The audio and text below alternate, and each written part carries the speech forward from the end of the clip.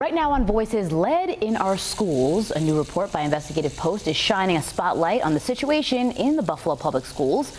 According to the report, testing conducted in 2022 and 2023 revealed 237 fixtures, including water fountains, with lead levels above current state limits.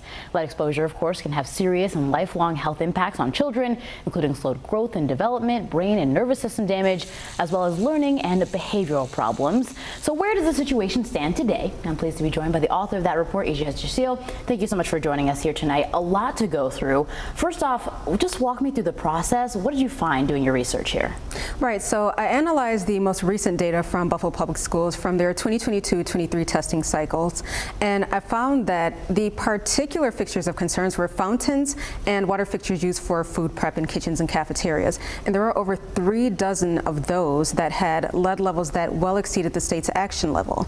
So my analysis was really just focused on how does that impact children, what's the district been doing to rectify the situation, and really, why is it still such an issue and such a presence when the city's gotten millions of dollars in funding to fix school facilities over the years? So those were just some of the questions. Yeah, I'm sure people at home hearing this are like, question mark, lead in the schools and, with students and all these things and trying to keep them safe.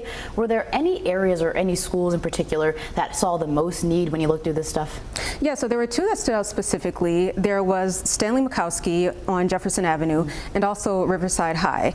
Now, the thing that's odd about these schools, they had the highest number of lead-contaminated drinking and food prep fixtures, but they're also two of the newer facilities. Mikowski was built in '94, and the pavilion at Riverside was built in 2008. Now, mind you, lead plumbing was banned in the 80s, so you wonder why these could possibly have the highest amount of lead-contaminated fixtures when they're among the newest.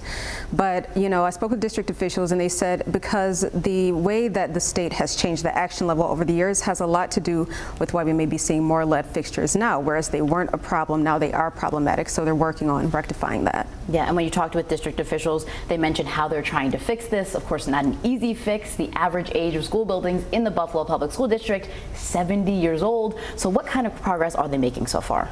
Well, they said that they've made great progress in terms of fixing up the fixtures that students have access to. So they replaced all of the drinking fountains and all of the kitchen fixtures. And those are among the most important because those are where water is ingested.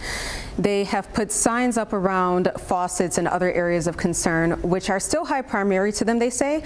But the thing is, they can still be used for hand washing because lead can't penetrate the skin through hand washing or through washing dishes. So they say that they're really just focused on making sure that children aren't consuming contaminated water, and they hope to, fix the rest as the budget and time allows them to do so. And they'll keep testing to, keep an eye on problematic fixtures and schools. Yeah, really important for parents and students out there. Jess, thank you so much for your reporting. And you can find the full reporting on this story and all the reporting from Investigative Post at investigativepost.org. Thank you so much for being here. Thanks for having me.